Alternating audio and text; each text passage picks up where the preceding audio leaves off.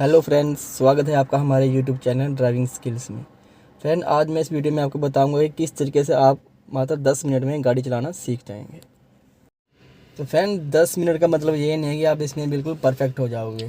Perfect हो तभी होगे आप जितने आप गाड़ी चलाएंगे, प्रैक्टिस करेंगे, तभी आप परफेक्ट हो पाएंगे।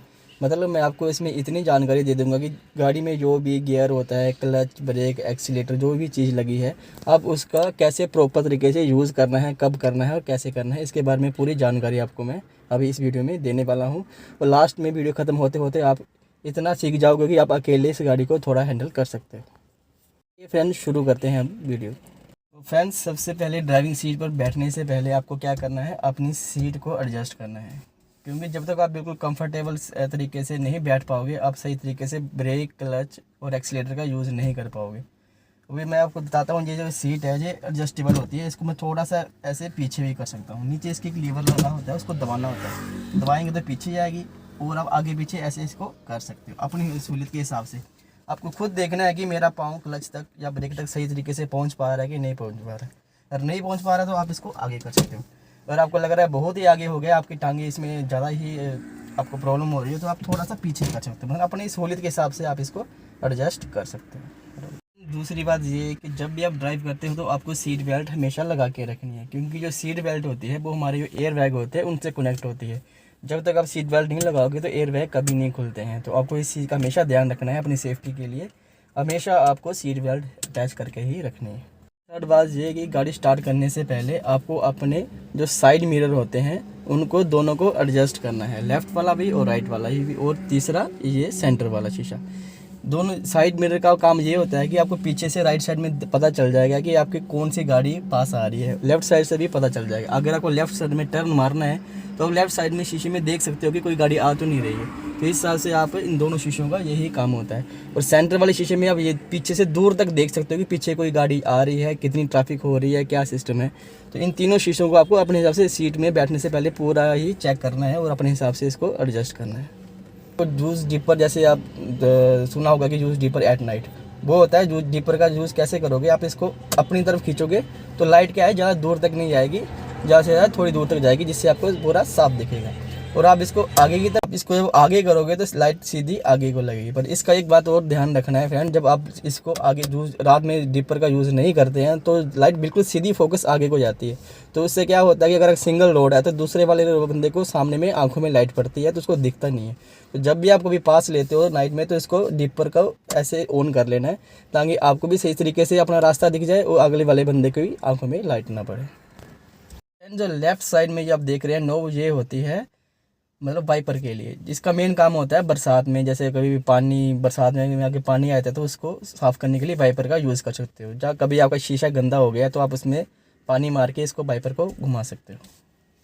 तो फ्रेंड, एक ज़रूरी बात और कि जब आपकी गाड़ी बंद होती है तो इसका स्टीयरिंग जाम रहता है, मगर आगे पीछे नहीं घूमता है। जो नई गाड़ियाँ आती हैं आजकल उसमें ऐसा ही होता है। जब तक आपकी गाड़ी ऑन नहीं होगी तब तक ये ऐसे फ्री नहीं होता है। माना आपकी गाड़ी बंद है तो ये स्टीयरिंग जाम हो जाएगी।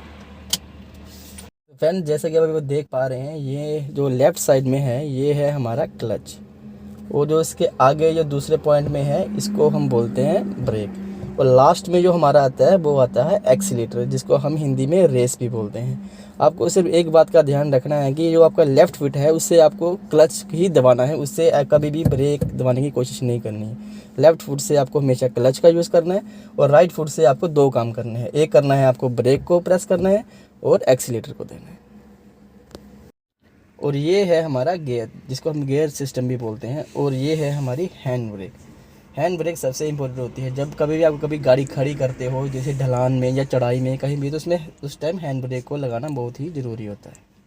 फ्रेंड, जैसा कि मैंने आपको बताया कि ये क्लच है, ये ब्रेक है और ये एक्सीलेटर है। और एक बात का और ध्यान रखना है कि आपको जो राइट फुट है उससे दो काम करने हैं। उससे आपको ब्रेक भी दबानी है और एक्सीलेटर भी दबाना है।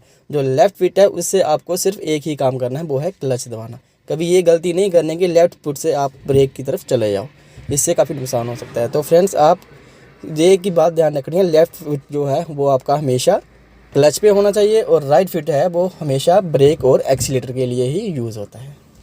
तो फ्रेंड, जो राइट फीट होता है उसकी पोजीशन ऐसे बनानी है ताकि आप दोनों का प्रॉपर तरीके से यूज़ कर पाओ, आपको कोई कठिनाई ना है। इसके लिए आपको क्या करना है, जो आपका फीट होता है वो ऐसे रखना है सेंटर में, जिससे कि दोनों आपकी पाँव की पहुँच में हो। जैसे ब्रेक दबानी है तो इस तरफ ऐसे, एक्सीलेटर देना है तो ऐसे करके। तो फ्रेंड्स अब मैं आपको बताता हूँ कि आपका क्लच का यूज़ कब कब करना है। जब कभी भी आप गियर चेंज करते हो तो उस टाइम आपको क्लच को प्रेस करना है। और एक बात का हमेशा ध्यान रखना है फ्रेंड, जब आप क्लच दबाते हो उस टाइम आपका पाँव इस साइड से रेस से उठ जाना चाहिए। और जब आप क्लच छोड़ते हो तो उस टाइम आपका पाँव रेस पे दब जाना चाहिए। मतलब एक अगर नीचे है तो दूसरा ऊपर आना चाहिए। अगर ये नीचे दब रहा है तो इसको ऊपर आना चाहिए। क्योंकि आप रेस दे रहे हो, क्लच दबाया तो गाड़ी की स्पीड नहीं बढ़ पाएगी, गाड़ी सिर्फ आवाज़ करेगी। तो फ्रेंड्स एक बार फिर से मैं बता देना चाहता हूँ कि जब कभी भी आप क्लच दबाते हो तो आपको एक्सीलेटर से पाँव उठा देना है। और जैसे जैसे आप क्लच को छोड़ते जाओगे तो आपका पाँव जो है एक्सीलेटर पे धीरे धीरे आपको उसको दबाते जाना है। ये फ्रेंड गाड़ी को स्टार्ट करते हैं। सबसे पहले मैं अपनी सीट को एडजस्ट कर लूँ। अब जैसा कि मैंने सीट एडजस्ट कर ली है, मेरे पाँव बिल्कुल सही से है। मुझे आइडिया हो गया कि मैं प्रॉपर तरीके से क्लच को प्रेस कर पा रहा हूँ, ब्रेक को भी प्रेस कर पा रहा हूँ, एक्सीलेटर भी मेरे पाँव सही तरीके से पहुँच पा रहे हैं। अब मैं गाड़ी का इग्निशन ऑन करने जा रहा हूँ। ये मैं इसमें इग्निशन फर्स्ट टाइम पे चाबी को घुमाया तो थोड़ा सा सिस्टम ऑन होता है, सेकंड बार घुमाया तो पूरा इसमें स्पीड में कितना ही गाड़ी की माइलेज है सब आ जाएगी। और थर्ड टाइम पे क्या करना है, गाड़ी को एक बार और आगे को प्रेस करना है तो गाड़ी हमारी स्टार्ट होती। इस टाइम पे मैंने क्या किया फ्रेंड, क्लच को दबा के रखा है, क्लच को दबाया हुआ है, हमारी हैंड ब्रेक लगी हुई है। और इस कंडीशन में अब मुझे गाड़ी को स्टार्ट करना है तो मुझे क्या करने का फ्रेंड, फर्स्ट गियर पे गाड़ी को लाना पड़ना। तो ऐसे घुमा के फर्स्ट गियर, और उसके बाद मुझे हैंड ब्रेक को नीचे करना है। ये देखिए फ्रेंड्स, हैंड ब्रेक को मैंने नीचे कर दिया। अब मुझे क्या करना है, क्लच को धीरे धीरे छोड़ना है। जैसा मैंने आपको बोला ना, अभी मेरे पाँव है सेंटर में, मुझे क्लच को धीरे धीरे छोड़ना है। अब मैं ये क्लच छोड़ रहा हूँ धीरे धीरे तो गाड़ी आगे को जा रही है नहीं फ्रेंड, देखिए आगे को जा रही है। अब ये गाड़ी आगे को चल गई। मतलब आपको अभी रेस नहीं भी दोगे तो कोई चक्कर नहीं है, फर्स्ट में थोड़ा सा गाड़ी को क्लच छोड़ने पे भी गाड़ी चल जाती है। अब मुझे थोड़ा रेस पे पाँव रख दिया मैंने, हमारी गाड़ी चलने लगी। अब रेस मैंने दे रखी है, देखिए फ्रेंड अभी 10 की स्पीड है। अब मुझे सेकंड गियर डालना है तो मैं एक्सीलेटर में से पाँव हटा दूंगा और क्लच पे दबा दिया और सेकंड गियर को डाल दिया। अब मैं फिर से क्लच में से पाँव उठा रहा हूँ और एक्सीलेटर की तरफ मैंने पाँव अपना प्रेस कर दिया है। अब थोड़ी सी स्पीड बढ़ाऊंगा मैं, मुझे थर्ड गियर में लाने के लिए थोड़ी स्पीड देनी पड़ेगी। अब मैं फिर से क्लच दबाऊंगा और एक्सीलेटर में से पाँव हटा दूंगा और थर्ड गियर डाल दूंगा। और फिर से मैं क्लच छोड़ रहा हूँ और एक्सीलेटर पे पाँव दे रहा हूँ। तो फ्रेंड्स इसी तरीके से आपको गाड़ी को चलाना है। तो फ्रेंड्स जैसा कि मैंने आपको गाड़ी को अभी स्टार्ट करके बताया, पर एक बात का और का ध्यान रखना है कि फ्रेंड्स आपको गियर के हिसाब से स्पीड भी मेंटेन करनी पड़ती है। जब फर्स्ट गियर में जाते हो तो आपकी स्पीड 10 तक रहती है। जैसे आपको सेकंड गियर डालना है तो आपको थोड़ी सी 10 से ऊपर स्पीड ले जानी है, तो आपको फिर आपको गियर सेकंड डालना है।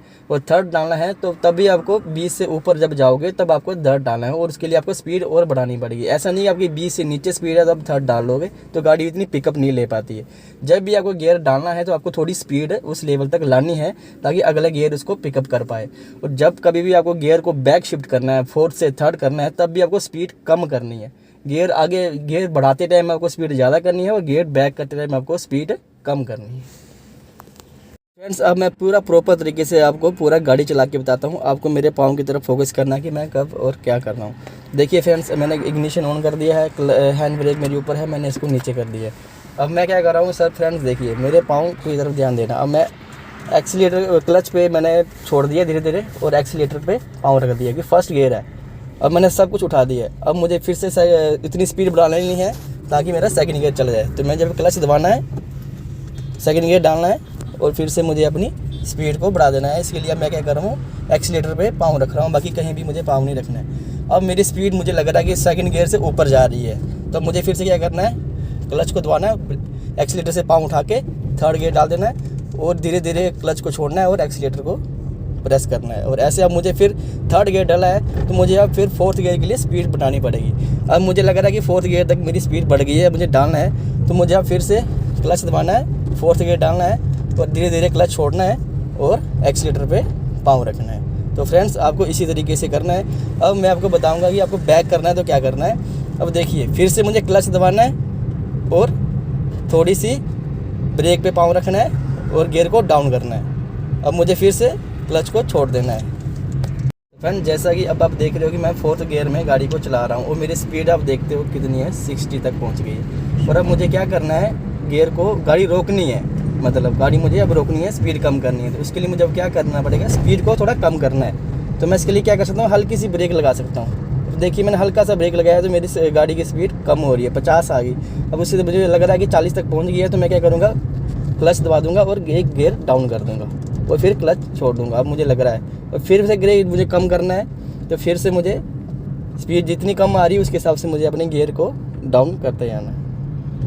देखिए अब आपको देख रहे हैं कि तीसरा गियर लगा है, अब मुझे सेकंड गियर करना है। तो मुझे क्या करना है, फिर से थोड़ी स्पीड कम करनी है। अभी स्पीड मेरी 14 की है, तो मुझे कम से कम 20 तक तो स्पीड लानी पड़ेगी। इसके लिए मुझे क्या करना है, हल्का सा मुझे ब्रेक पे पैर रखना है और स्पीड को धीरे धीरे कम करना है। अब देख रहे होंगे फ्रेंड कि गाड़ी की स्पीड 30 तक आ रही है, 30 तक आ रही है और अब थोड़ी और नीचे जा रही है। मुझे क्या करना है, इसके लिए क्लच दबा के सेकंड गियर को डाल लेना है और धीरे धीरे ब्रेक को प्रेस करते जाना है। अब मुझे बिल्कुल ही गाड़ी रोकनी है, तो मुझे क्या करना है, फिर से क्लच को दबाना है और फर्स्ट गियर को कर देना है और धीरे धीरे क्लच छोड़ना नहीं, आपको क्लच दबाए रखना है। क्लच छोड़ दोगे तो गाड़ी आगे भाग जाएगी, इसके लिए क्लच दबाए रखा मैंने और मैंने धीरे धीरे ब्रेक को प्रेस कर देना है। बिल्कुल झटके से भी आपको ब्रेक नहीं लगानी है, जिससे आपको झटका लग सकता है। अब ये देखिए मैंने क्लच दबाया हुआ है और ब्रेक को पूरा दबा दिया है। तो अब मुझे गाड़ी बंद करनी है, तो क्या करेंगे फ्रेंड्स, इग्निशन को बंद कर देंगे और उसके बाद इसको हैंड ब्रेक को लगा देंगे। तो देखिए फ्रेंड्स अब हमारी गाड़ी प्रॉपर तरीके से रुक गई है, पर अभी भी मैंने ब्रेक में से और क्लच पे से पाँव नहीं हटाया है। जी आपको तब हटाना है जब आपकी गाड़ी प्रॉपर तरीके से बंद हो जाती है। इसके लिए क्या करना पड़ेगा फ्रेंड्स, अभी आपको ये न्यूट्रल करना है और उसके बाद हैंड ब्रेक को खींच देना है और उसके बाद अपना इग्निशन बंद करके फिर आपको क्लच और ब्रेक को छोड़ना है। अगर आपने पहले ही गाड़ी फर्स्ट गियर में रुकी हुई है, तो अगर आप क्लच को छोड़ दोगे तो गाड़ी आपकी झटका मारेगी और बंद हो जाएगी। तो फ्रेंड्स आज के वीडियो में इतना ही। अगर आपको गाड़ी से रिलेटेड कोई भी प्रॉब्लम आ रही है गाड़ी चलाने से लेकर, तो आप कमेंट सेक्शन में बता सकते हैं, मैं उसके ऊपर वीडियो बनाने की पूरी कोशिश करूँगा।